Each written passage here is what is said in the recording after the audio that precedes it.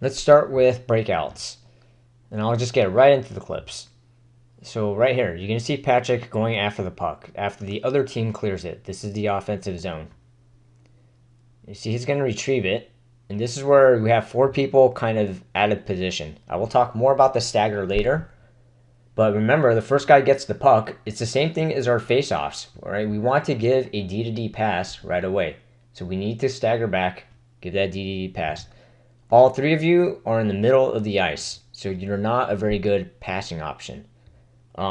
My centers, okay, you should go up the middle once you see both boards are covered.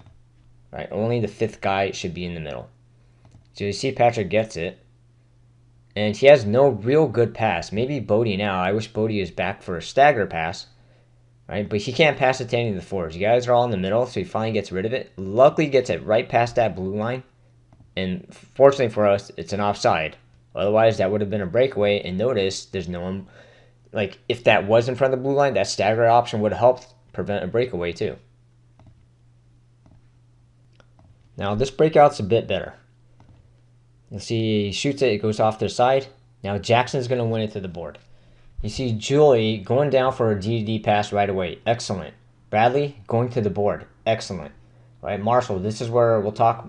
Well, I'll bring it up when we see it, but you got to go to the board. Right?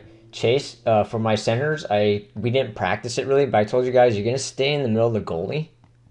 And once we pass it one way, you're going to help the winger, whether it's this side or if Marshall's on the board, you're going to help him once we pass it to Marshall. You should expect to get the second pass or third. So you see Jackson gets it. Chase, you don't want to just keep following. You want to stay in front of that net in case we mess up and guard this player in black. All right? And then for Jackson, you'll see he holds, and then passes. I want Jackson, just get rid of it here. You don't have to hold it like skate, 2-3 strides. Just give it to her. She's ready. Give it to her now. Okay, but as played, I'm glad you got it to her.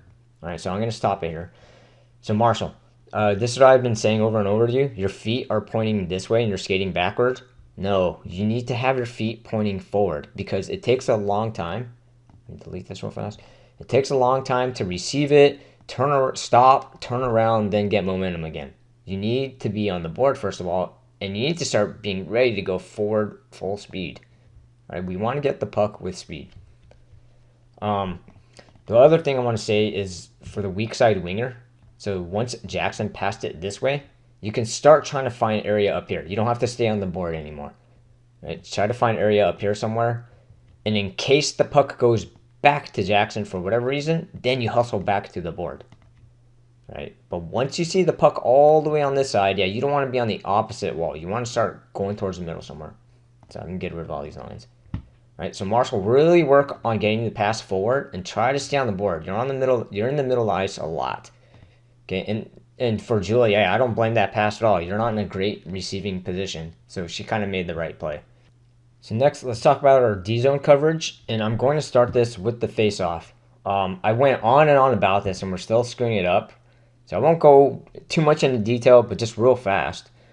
Look, we need to understand why we're lining up like this. That's more important. And the D should be on the board. So I talked to Jackson about that. All right. And you're going to see why.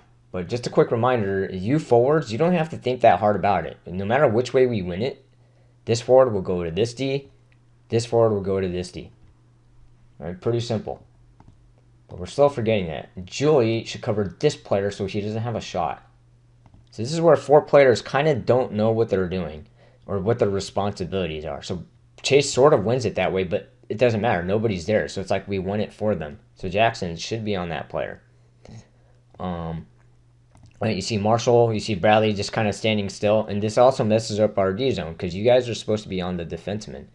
Julie is nowhere near 16 and he's banging his stick like, I'm open, which he or she, I can't tell, it is open. So Julie, that's your job too, to get that player in front. So she gets the puck here. So when Julie has the puck, okay, good job, Marshall's trying to get their breakout, but you're pretty low. You should be up here, and then you can go to the board so Julie will give you a breakout pass. All right, Jackson, you want to stop following the puck like this. You should be her D-to-D option. And on top of that, If she messes up, as you're going to see her lose the puck, then you should be in front of the net. So you see she loses it. So this is where you need to back off. Make sure to guard a post. Between you and Chase, both of you need to guard the post. Chase, good job. He didn't just go and blindly go towards the puck. So smart on his part. You D guys, I kept saying before every game, wingers stay high. Wingers stay high. So Bradley, you should be right here. Marshall, you should be very close to this guy. So you guys are way too low. That's why I've been kind of driving over and over the last few games. All right, so we'll just keep playing it. So Jackson's here just kind of puck following. Okay, Chase, very smart to go after the puck now. So once Chase goes after it, Jackson, you sag back, cover the middle of the net. Right, because we didn't, you'll see here, we have 2 black jerseys in front of the goalie, and they just missed right there. So good pass, right? You only have Julian, so Julie's, you should be, first of all, you need to cover a player. Okay, so it's good that you're in front of the net, but try to cover a player too. You should tie up their stick, but she can't just guard both guys, okay? All right, again, you wingers just kind of randomly following the puck. I'm way too low. All right, start the clip right here. You see Lily on the board, Nixon sort of on the other board, and then what happens is we lose the puck. Okay, he's getting pressured. So once he loses the puck, you first of all, Lily, you're way too low. You should be somewhere up here. Right. As soon as we lose it, you want to hurry up and, well, you shouldn't be down there, but if you're on the board, then you should hustle back to the middle. Nixon, you got to hustle back to the middle. Make sure this player doesn't just walk in. And between you 3 guys, Sam, my center, D, we need 2 guys covering the net. So Owen's on the puck. Well, we don't need all 3 of you to go after the puck because this is what happens. Right? Hold on. Boom. Okay. Big whack, big save by Charles right there. All right, so let's look at this next clip. So on our breakout, centers, this is why I want you low. It's in case we mess up. You should be low. Lily, way too low. You should be a little bit higher on the board. Okay, so you'll see our breakout. Owen tries to rim it out, and he gets picked off. So this winger, you're not in a bad position, but this is why you want to be lower so that they can't just pick this pass off. Right, but more importantly, so this is where we got to be quick on it and communicate. But between you 3, my D's and centers, we need 2 of you in front of that net. So Sam, this is why I want you low if you're ever playing center. You do play D often, so you should be down here anyway. But you guys have to cover the middle of the net. 2 out of the 3 of you, 1 person on the puck. Lily, you do not want to make a change here. This is pretty bad. And if you're not sure where you're supposed to be, at least cover somebody in a black jersey. So you kind of just leave her. It's like, all right, well, I better make a change. It's a very bad time to change. She's left wide open, and if that went through, that's a shot. So you're going to keep seeing a little bit more. Right, you can't cough it there. Bad cough up there. Now you guys are like, oh, let's scramble, let's go. So we have 2 players on the puck, and they outnumber us again. 2 players guard the net, only 1 player on the puck. Because, and that sneaks through, we're cooked. Right, another big save by Charles. All right, and same thing here. It's almost the same group, funny enough. Puck goes low. Okay, so 50-50. You guys need to look at the front of the net. Mateo, we talked a lot about this, but you got to stay high, bud. You got to stay on these guys. I don't want you to worry too much about D. It's a bit of extra responsibility. I want you to really focus on your job and just get the D guys. Nixon, I see you're going to the board. So remember, we win the puck, you go to the board. But once we lose it, or if it's like a 50-50, we want to be safe and make sure you're guarding a defenseman. So as played, you'll see Preston, Sam, you guys all go to the puck, and Mateo's just kind of wandering in. We leave this guy right by himself, and Charles, huge save again. All right, so we got to learn to just stop puck watching. All right, and just one last thing I want to emphasize here. So Preston gets the puck down here. And they have 2 jerseys here. So yeah, we can go ahead and put 2 here. But whoever's center, I think that's Adam, I think, you should be in the middle of the net. Just in case we mess up. You D guys, stay on a point. So Nixon does a good job here. Bradley, you don't want to go way down here. You should be on this defenseman there. This is where you got to think on the ice. All right, so you'll see Bradley just wander all the way in. And the problem is, when you're that low, you'll see Owen dig it out. So now Owen, there's no point in him passing anymore because you're behind him. If you were at least over here, at least you can go up the ice and maybe Owen can give you a pass ahead. Right, so that's why he can give Nixon a pass because Nixon was high enough. Right, I don't know if he would have passed it, but still, you would have at least been an option. Right, so wingers stay high. Remember that. Lastly, let's go over the stagger again. For you newer players, this is going to be a little more difficult, but for any of you that have any hockey IQ, you've got to know this by now. So let's just show the clip here in which they ice it out and Julie's going after the puck. So remember, we go back together as a pair. You don't leave her on an island.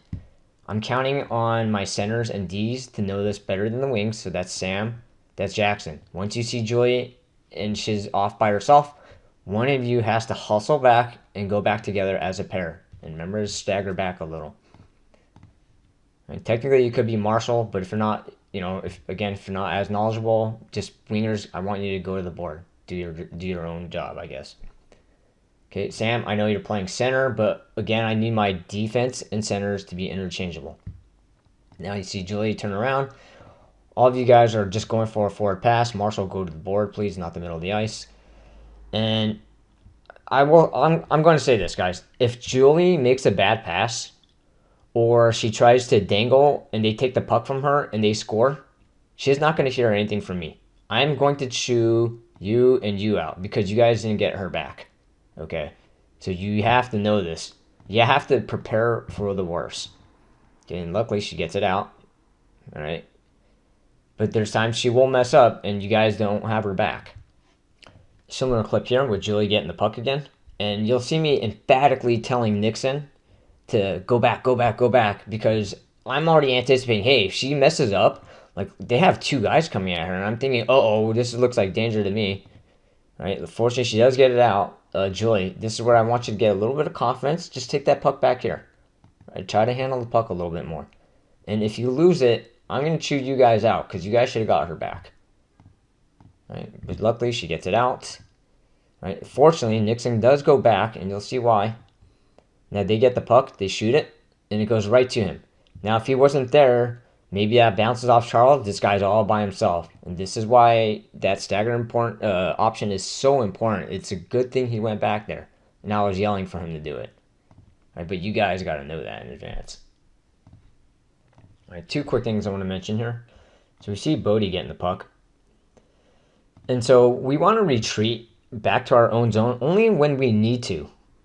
If you can hustle and just hurry up and give him a D-to-D pass, remember, it's just like the face-off. All right, I tell you guys, win it to 1D and just go D-to-D. It's basically like a face-off. That's what we're doing on our breakout. If you can hurry up, we just have to take it all the way back to our own zone, and then that may cause us to screw up, right, in our own zone. For Jackson, I know you're playing D, but you got to understand here, hey, there's nobody on the board. The board's the most important option. All right, Nixon, go to the board. And he does. Okay, good. Good job, Nixon. Okay, but not. And then two more things I want to say here. I already told Bodie this, but you want to just stop up behind the net. If that player just keeps going in front of the net, now you're on a time limit. He's going to go after you. If you just stop behind the net, you can take your sweet time. And Nixon, I want your butt on the board. This is exactly why. Your butt has got to be on the board because he's throwing it to the board. Right? And you just missed it. If you're on the board, it would have made things a lot easier. And a lot of times, he might even rim that puck.